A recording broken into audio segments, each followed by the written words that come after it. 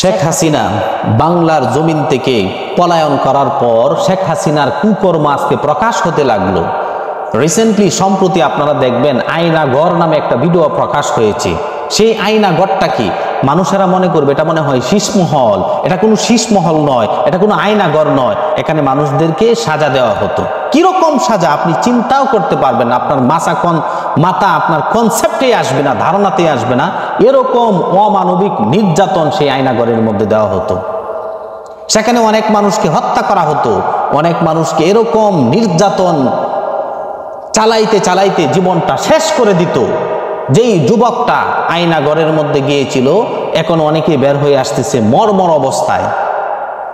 সে অমানবিক ছিল, সে জালিম ছিল। শেখ হাসিনা সরকার জালিম সরকার ছিল। মানুষকে ওই জায়গার মধ্যে গুম করা হতো, মানুষকে হত্যা করা হতো। যেভাবে হত্যা করা হতো সাধারণ অন্য দেশের মধ্যে এরকম এইভাবে হত্যা করা হতো না, এরকম ভাবে গুম করা হতো না। এরকম সেলের মধ্যে এরকম আয়নাঘর নামক ছোট একটা ঘরের মধ্যে ছোট ছোট কামরার মধ্যে 30 জন পর্যন্ত ঢুকায়া অমানবিকভাবে মানুষের জীবনটাকে শেষ করে দিত।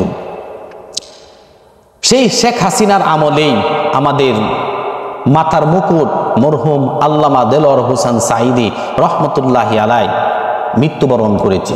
সারাটা জীবন 50টি বছর যেই ব্যক্তি কোরআনের খেদমতে কাটাইছে আজকে তার জীবনটাকে শেষ করে দিয়েছে সেই শেখ হাসিনা সরকার। অনেক মানুষকে ফাঁসি দিয়েছে, অনেক মানুষকে জেল জরিমানা দিতে দিতে জেলের মধ্যে শাহাদাত বরণ করেছে, অনেক মানুষকে রিমান্ডে নিয়েছে। সুতরাং শেখ হাসিনা সরকার জালিম সরকার, শেখ হাসিনা সরকার অমানবিক সরকার। আল্লাহ রাব্বুল আলামিন সেই শেখ হাসিনাকে দেশ থেকে বিতাড়িত করছেন। এখান থেকে আমাদের শিক্ষা নেওয়া দরকার। দুনিয়াতে যারাই অহংকারের বশবর্তী হয়ে মানুষের উপরে অত্যাচার করবে, নির্যাতন করবে, নিপীড়ন করবে, তাদেরকেই দেশ ত্যাগ করতে বাংলার মানুষেরা বাধ্য করবে।